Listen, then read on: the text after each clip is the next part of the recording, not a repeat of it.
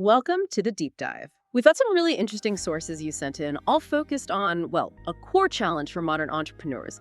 How do small and medium businesses, SMBs, actually cut through all the digital noise, the mountains of data they generate, and not just cut through it, but find real, actionable business insight and fast? So our mission today is to unpack this idea around key performance indicators, KPIs, and how they're becoming much more accessible. Specifically, we're looking at custom dashboards built on these newer, flexible platforms. It feels like it's democratizing strategic clarity. We're talking about giving founders, even non-technical ones, the kind of strategic view that honestly used to be just for massive companies with big analyst teams. Yeah, that context is spot on. I mean, historically, getting a solid KPI system up and running, that was a major undertaking. It meant big software investments or hiring, expensive data science people. The barrier was just huge for smaller players. So what we're seeing now, and what the sources point to, is this connection between that, let's call it painful history, and this really powerful recent trend. Democratized analytics. It's being driven by these super flexible cloud-based tools that are changing the game. Okay, let's jump past the absolute basics then. I think our listeners get why KPIs matter. We're beyond confusing, say, website hits a classic vanity metric with something genuinely useful. The real nut to crack, it seems, is strategic selection. How does a founder actually pick those maybe 5 to 7 numbers that truly drive their business forward? Right. That's exactly where the real thinking has to start. KPIs, they're like your business's navigation system, wouldn't you say? But if you punch in the wrong destination, well, you're just driving really fast towards a cliff or a dead end. For an SMB, the metrics you track have got to reflect where you actually are in your growth journey and, crucially, your unique constraints. Like, think about a startup that's purely focused on survival, maybe pre-Series A funding. Their dashboard, it needs to be laser focused on things like cash runway. How much time do they have left? And maybe customer validation milestones. Are people actually proving they want this thing? Now, if that same startup is obsessing over, social media likes, they're potentially missing the vital signs keeping the business alive. But then you take a more mature company, one focused on scaling up. They might be tracking something very different, like the lifetime value to customer acquisition cost ratio, the LTV.CAC. So the KPI itself, the choice, becomes a strategic statement about what the business is prioritizing right now. And here's where it gets really interesting, as we like to say. The research consistently backs this up. Strategic selection pays off. Bernard Marr, who writes a lot about this, notes that companies focusing on the right KPIs, meaning the ones tied directly to their strategic goals, well, they're empowered to stay aligned, learn from performance data, and make faster, evidence-based decisions. It's the difference between just being busy and actually, moving the needle. Okay, so this leads us straight into the modern solution. These tools, Notion, Airtable, Trello, get mentioned a lot. They're known for being flexible, affordable. But crucially, they aren't just plug-and-play KPI dashboards, are they? What's the sort of hidden complexity founders hit if they try to DIY this? And what's this specific service trying to solve? You've hit the nail on the head. The sources really highlight this critical pain point. It's often data integration. Look, Notion is fantastic for displaying information, right? But your actual financial data probably lives over in QuickBooks. Your sales data might be in Stripe or maybe Shopify. Customer chats are in your CRM. They're all in different places. The real heavy lifting, the challenge, is building let's call it the plumbing. It's about automating the connections and the data transformation rules you need to pull live, reliable numbers from all those sources into a flexible front end like Airtable or Notion. So yeah, the tools themselves might be cheap or even free to start, but the time and frankly the expertise needed to build that reliable pipeline, that's what traditionally costs thousands in consulting fees. Most founders just don't have the bandwidth to start learning database formulas and API calls. It's not their core business. Right, exactly. And this seems to be why this focused service model is getting attention. The source material points to the specific one-time investment approach, bundling the strategy and the setup. They even give an explicit price example, a $299 custom dashboard setup. Now, that price point really highlights how the complexity, maybe the strategic complexity of integration, has been sort of productized. Okay, but let me push back a little here. If I'm pulling my critical financial data into a tool like Airtable, which is known for being super flexible, doesn't that introduce maybe new security or compliance worries for a small business compared to using some lockdown enterprise-grade thing? That's a really fair and important question. Yeah. And the sources do touch on this. The suggestion is that the platforms themselves, Notion, Airtable, they generally offer pretty robust security features.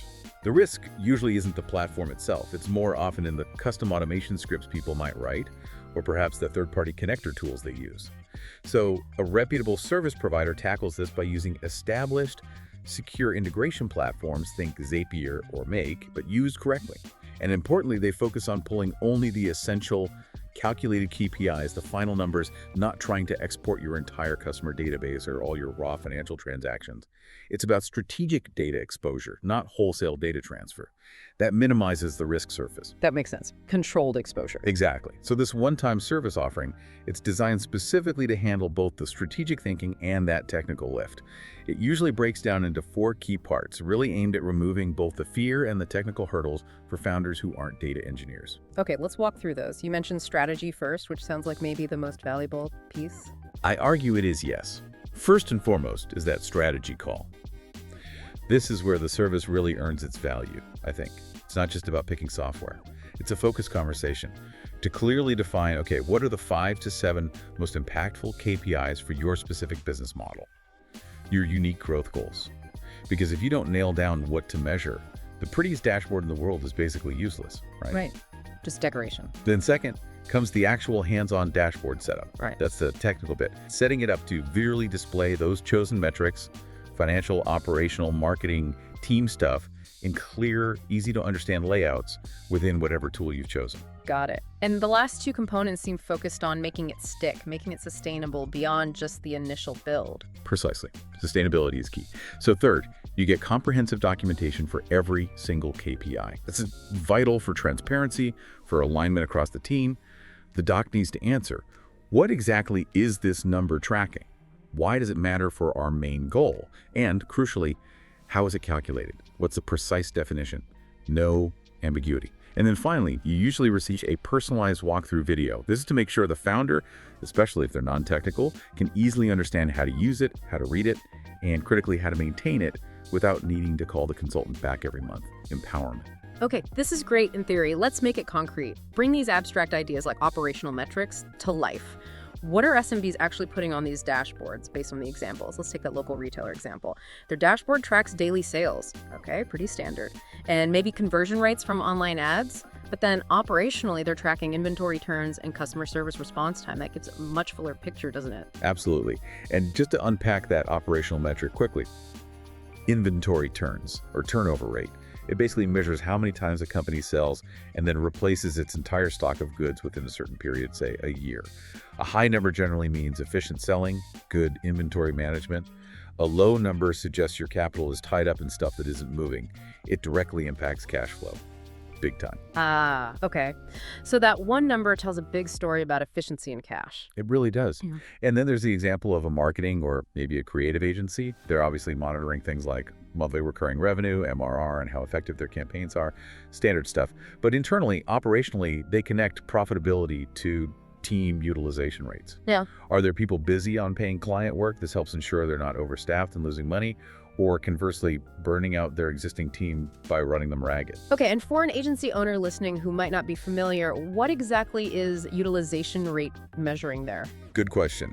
Team utilization rate measures the percentage of an employee's available time that's spent on billable client projects versus time spent on admin, sales, internal meetings, or other non-billable stuff. If your utilization is too low, say below 60-70% consistently, your agency's probably losing money on salaries. But if it's constantly at like 95% or higher, that's often a red flag for burnout, potential quality issues, no time for training or business development. It's a balancing act. So the dashboard connects that financial number, MRR, directly to the operational health and sustainability of the team itself. Exactly. It bridges that gap. And the sources are full of these kinds of aha moments that come from this clarity. You might have a founder who goes through this strategic setup process and suddenly realizes, wow, all that energy I was putting into tracking website visits, kind of a distraction. Instead, the dashboard starts flashing alerts about their shrinking cash runway or maybe project delivery time slipping, metrics that actually dictate survival. And because the data is live or near live, they can adjust. Maybe they pause hiring or reallocate resources on a project immediately instead of finding out weeks later when the bank account looks scary. It kills the guesswork. That focus on survival metrics over maybe more glamorous vanity ones, that really seems to be the power here. And it ties back to that industry analysis you mentioned. It does, absolutely. The quote from industry analyst Sarah Kimmel really resonates here. She emphasized that the future of small business growth lies in democratized analytics. And her key point was, no company, regardless of size, should have to guess at what's driving their success. The tools, like Notion or Airtable, are now widely available. But it's the strategic framework, the service, that helps you choose what to track and why, that really bridges that gap for most SMBs. All right, so let's say a business owner is listening and they're convinced. They're ready to invest in this kind of strategic clarity. What are the more advanced best practices beyond just track less? What do they need to do to really maximize the value of this dashboard investment over time? Okay, good question. The implementation rules need to be strategic, not just about ticking boxes. Rule number 1, I'd say, is before you even think about visualizing data, audit your source data. Make absolutely sure the numbers coming from Stripe or QuickBooks or your project management tool, whatever the source is, make sure the data is clean, consistent, and reliable. Because you know the saying, garbage in, garbage out. A fancy dashboard showing bad data is worse than useless. Right, that makes perfect sense. Fix the input first. Rule 2 sounds like it's aimed at the founder who gets excited and wants to track 20 things just because the tech allows it. It definitely is. Rule number 2, every single KPI you choose to put on that dashboard must have a clear owner, a champion within the company, someone who is actually accountable for understanding that number and ideally for taking action to improve it. A metric floating around without clear accountability, it just becomes an interesting number to look at, not a tool for change. Accountability. Got it. What's rule 3? Rule 3, make sure your documentation goes beyond just defining the metric. It needs to include clear targets and thresholds. Your dashboard shouldn't just passively show project profitability is 60%. It should actively flag it. Is 60% good? Green? Is it okay? Yellow? Or is it a problem? Red? Based on predefined strategic goals. The context is everything. Contextual flags makes the data instantly actionable. And the final rule, rule 4, seems crucial for keeping this whole system relevant. Yes, absolutely. Rule 4, build a regular review, maybe quarterly, right into your business rhythm to actively assess the relevance of your current KPIs. As your business evolves, maybe moving from that early survival stage into a growth phase, your priorities will shift, and so must your KPIs. That dashboard is a strategic asset. If you don't treat it as a living document, if it doesn't evolve with you, it just becomes digital clutter pretty quickly. Irrelevant noise. Okay, that's a great set of rules. As we start to wrap up this deep dive then, let's try to summarize the big picture shift that's happening here. For so many entrepreneurs who've been juggling messy spreadsheets or maybe just managing by gut feel, this shift in the market, represented by the affordability and the focused nature of this service model, it seems to provide both things they need, the technical tool and the strategic clarity to actually use it well. Yeah, I think productized capability is a good way to think about it. The ability to get this strategic insight is no longer this bespoke, super expensive thing. And looking forward, the sources strongly suggest that this ability for SMBs to react quickly, based on accurate current data, it's becoming table stakes. It's not just about growth anymore, it's increasingly about competitive survival. Small businesses can now potentially pivot or adjust course with almost the same informational agility as huge corporations. That's huge. So what does this all mean for you, the listener? It means organizations, maybe your organization, can unlock smarter growth, definitely greater agility, and make decisions with much more confidence. And crucially, you can do this without necessarily needing those ongoing expensive retainer contracts or hiring a full-time data analyst right away. The barrier to entry for strategic data use has really lowered. Focused insight is much more accessible. Exactly. And maybe here's the final thought to leave you with, something to mull over. The right dashboard, the one that's built thoughtfully around your strategy, doesn't just show you a bunch of numbers. It does something more powerful. It tells the clear, unbiased story of your business day in and day out. And having that consistent, evidence-based narrative, that story is the new competitive edge in today's market. It empowers you to write the next chapter of your business with real confidence.